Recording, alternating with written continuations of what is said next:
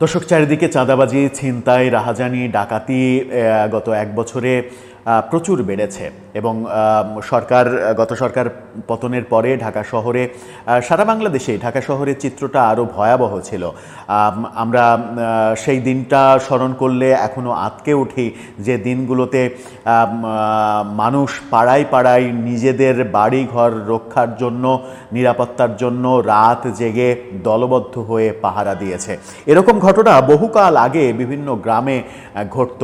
আমিও স্মরণ করতে পারি, একেবারে ছোটকালে গ্রামে যখন ডাকাত চোরের উপদ্রব বেড়ে যাচ্ছিল, তখন আমাদের সিনিয়ররা, বাপ চাচারা, ভাইরা মিলে এক দল তৈরি করত। সেই দল একদিন এই দল আর একদিন ওই দল, এইভাবে সারা রাত তারা লাঠি হাতে পুরো গ্রাম পাহারা দিত। সেই সময় মজা করে, ছোটকালের সেই স্মৃতি মনে করতে পারি, যে মজা করে আমিও কখনো কখনো সেই দলে সারা রাত জেগেছি। সারা রাত জেগে তারা পাহারা যেমন দিত, তেমনি মুড়ি চানাচুর কাঁচামরিচ দিয়ে মাখিয়ে তারা খেত। সারা রাতের খাবার বলতে ওই মুড়ি চানাচুর ছিল। সেই পরিস্থিতি, সেই জীবন তো বাংলাদেশ পার করে এসেছে। কিন্তু এখনও যদি ওই ব্যাপারগুলো হয়, যেমন সাম্প্রতিক সময়ে গাজীপুরে অভিযোগ উঠেছে একজন সাংবাদিক হত্যাকাণ্ডের ঘটনার পরিপ্রেক্ষিতে, যে গাজীপুরে ছিনতাই চক্র এতটাই বেড়েছে যে মানুষ রীতিমতো অতিষ্ঠ হয়ে পড়েছে। আজকেই একটা ভিডিওতে সামাজিক যোগাযোগ মাধ্যমে দেখছিলাম যে বিএনপির এক নেতা গাড়িতে গ্লাস খুলে গাড়িতে যাচ্ছেন, লাইভ করতে করতে, মোবাইলে লাইভ করতে করতে যাচ্ছেন, এবং লাইভ করা অবস্থাতেই ছিনতাইকারী এসে তার মোবাইলটা নিয়ে চলে গেল। তারপরে সে দৌড়াচ্ছে, লাইভ চলছে, আর দর্শক হা হা রিয়াক্ট দিচ্ছে।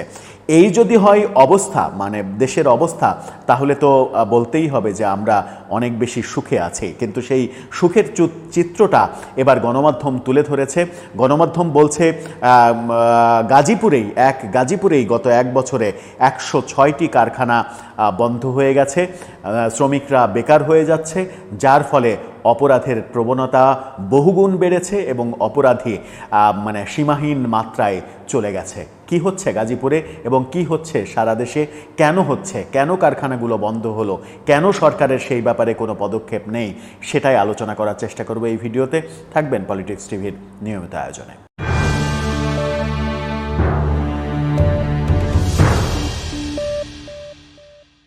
দর্শক, বলছিলাম কারখানা বন্ধ হয়ে যাওয়ার কথা এবং শ্রমিকদের বেকারত্ব, এবং যে তার পরিপ্রেক্ষিতে নিজের জীবন বাঁচাতে, পেটের ক্ষুধা নিবারণের জন্য মানুষ অপরাধের সঙ্গে জড়িত হয়ে পড়ছে। ছিনতাই, চাঁদাবাজি, রাহাজানি, ডাকাতি, এইসব কর্মকাণ্ডে জড়িয়ে পড়ছে মানুষ। এবং এক গাজীপুরের যে ভয়াবহ চিত্র গণমাধ্যমে উঠে এসেছে, সেটা ভাবলেই বোঝা যায় যে দেশটা এখন কেমন আছে। কি বলছে গণমাধ্যম? কালবেলায় এই তথ্যটা সামনে নিয়ে এসেছে। তারা বলছে গাজীপুরে এক বছরে বন্ধ 106 কারখানা, অপরাধে জড়াচ্ছেন বেকার শ্রমিকরা। জ্বালানি সংকটের কথা বলা হচ্ছে, ব্যাংকিং খাতে অসহযোগিতার কথা বলা হচ্ছে, কিন্তু মূল যে কারণটা বলা হচ্ছে সেটা হচ্ছে রাজনৈতিক অস্থিরতা, ঘন ঘন বিভিন্ন রকমের আন্দোলন, ভাঙচুর, মব, এইসব কারণে গাজীপুরে বন্ধ হচ্ছে একের পর এক তৈরি পোশাক কারখানা। এতে বেকার হয়ে পড়ছে লাখো লাখো শ্রমিক। ফলে এর নেতিবাচক প্রভাব পড়েছে স্থানীয় ব্যবসায়ী, বাড়ির মালিক সহ আর্থিক খাতে। পুলিশ বলছে বিপুল শ্রমিক বেকার হয়ে যাওয়ায় অনেকেই অপরাধের সঙ্গে জড়িয়ে পড়েছেন।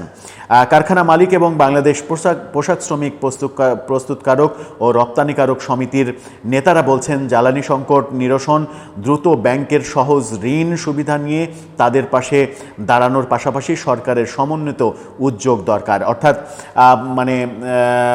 ব্যবসায়িক কারণ, অর্থাৎ জ্বালানি সংকট যেমন আছে, জ্বালানি সরবরাহ করতে পারছে না, অর্থনৈতিক সংকট তৈরি হয়েছে, ব্যবসা নেই, বিনিয়োগ ভয়াবহ আকারে বিনিয়োগ কমেছে, বিদেশে অর্ডার কমেছে, সাম্প্রতিক সময়ে যুক্তরাষ্ট্রের শুল্ক বাড়ার কারণে আরও ভয়াবহ পরিস্থিতি তৈরি হয়েছে।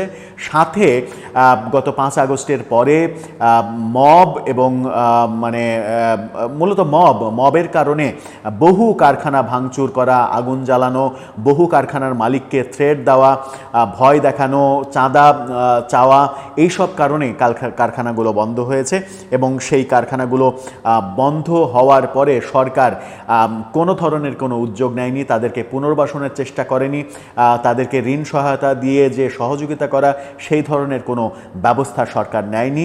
সেরকম পরিস্থিতি উঠে আসছে। সরেজমিনে খোঁজ নিয়ে জানা গেছে গাজীপুর মহানগরে কোনাবাড়ি জরুন এলাকায় কেয়া গ্রুপ এই কারখানায় কাজ করতেন 15,000 শ্রমিক কর্মচারী। ইউক্রেন রাশিয়া যুদ্ধের জেরে প্রতিষ্ঠানে প্রথম মন্দার ধাক্কা লাগে 2023 সালে। পরে রাজনৈতিক কারণ এবং ব্যাংকের অসহযোগিতার কারণে কারখানাটির একের পর এক ইউনিট এখন বন্ধ হয়ে গেছে। ঋণখেলাপির অভিযোগ এনে কারখানার মালিককে গ্রেপ্তার করা হয়েছে। মালিক পক্ষের কোনো আবেদনেই সাড়া দেয়নি সংশ্লিষ্ট ব্যাংক কর্তৃপক্ষ। এতে শ্রমিক মজুরি, গ্যাস, বিদ্যুৎ বিল, কারখানা পরিচালনার ব্যয় নির্বাহে তীব্র সংকটে পড়ে প্রতিষ্ঠানটি। পরে ঘন ঘন শ্রমিকদের আন্দোলন ভাঙচুরের ঘটনায় কারখানাটি অনির্দিষ্টকালের জন্য বন্ধ হয়ে গেছে। কেয়া গ্রুপের এই ঘটনা যখন সামনে এসেছে তখন আরও অনেক ঘটনা সামনে এসেছে এবং সেই ঘটনাগুলোর সঙ্গে শ্রমিক অসন্তোষ, শ্রমিকদের আন্দোলন যেমন রয়েছে, তেমনি চাঁদাবাজি, মব এবং ব্যাংকের অসহযোগিতা, এই ব্যাপারগুলো উঠে এসেছে। পত্রিকা যদিও বলছে যে 106টি কারখানা বন্ধ হয়েছে, কিন্তু প্রকৃত তথ্য সারা বাংলাদেশে হাজারো কলকারখানা বন্ধ হয়েছে এবং বহু শ্রমিক বেকার হয়েছে।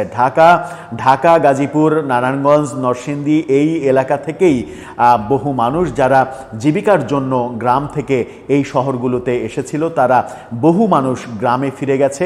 যেমনটা গ্রামে ফিরে যেতে আমরা দেখেছিলাম করোনার সময়, করোনা মহামারীর কারণে যখন মানুষের কাজ বন্ধ হয়ে যাচ্ছিল, মানুষ বেকার হয়ে পড়ছিল, তখন দেখা যাচ্ছিল যে হাজার হাজার মানুষ ঢাকা ছেড়ে দিচ্ছে, কারণ ঢাকায় বাসা ভাড়া দিয়ে থাকার মতো তাদের সামর্থ্য নেই, কাজ নেই, ইনকাম নেই। এলাকায় গেলে অন্তত মানুষের জমিতে কামলা দিয়ে 2 পয়সা ইনকাম করে তারা খেতে পারবে, সেখানে বাড়ি ভাড়া যেহেতু দিতে হবে না, সেহেতু ওই অতিরিক্ত খরচের বোঝাটা তাদের কাঁধে থাকবে না বলে তারা ঢাকা শহর ছেড়েছে। সেরকম ঢাকা শহর ছাড়ার দৃষ্টান্ত আমরা গত বছর এই সরকার পরিবর্তনের পরে নানাভাবে যে মব তৈরি হয়েছে সেগুলো আমরা দেখেছি।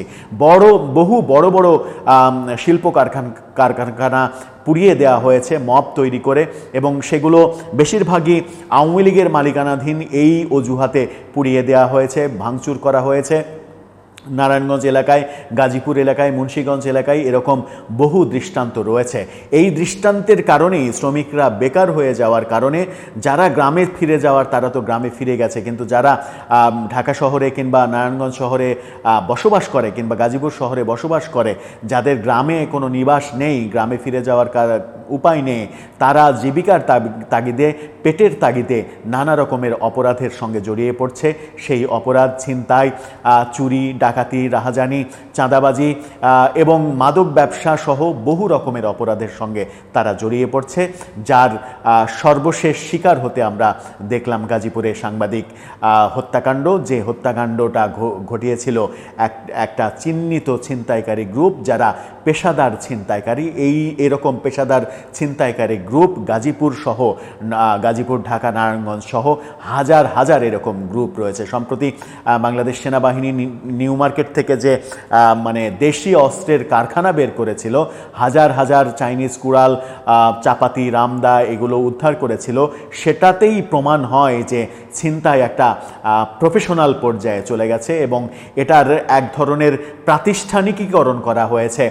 ছিনতাইয়ের সরঞ্জামাদি ভাড়া দেওয়া এবং সেই ভাড়া দিয়ে মুনাফা অর্জন করা, এই কর্মকাণ্ডও ঢাকা শহরে শুরু হয়েছে। সুতরাং সব মিলিয়ে দেশের মানুষ যে ভালো নেই এটা স্বীকার করতে কারোরই দ্বিধা থাকার কথা নয়, কিন্তু সেই তুলনায় সরকারের উদ্যোগ কি আমরা দেখছি, নাকি সরকার এখনও রাজনৈতিক সরকারের মতোই শুধুমাত্র মাথার মধ্যে এই কাজটাই তাদের করছে, কিভাবে বিরোধী মতকে দমন করা যাবে, কিভাবে বিরোধীদের নানাভাবে নিপীড়ন করা যাবে, কিভাবে তাদেরকে জেলে ভরা যাবে, সেইটাই মাথার মধ্যে সবথেকে বেশি কাজ করছে।